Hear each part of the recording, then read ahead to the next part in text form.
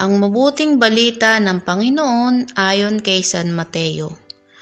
Habang bumababa sila sa bundok, tinanong si Jesus ng mga alagad, "Bakit po sinasabi ng mga eskriba na dapat munang pumarito si Elias?"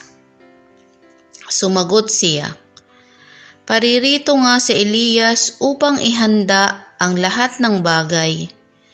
Sinasabi ko sa inyo na pumarito na si Elias, ngunit hindi siya nakilala ng mga tao, at kanilang ginawa sa kanya ang gusto nila.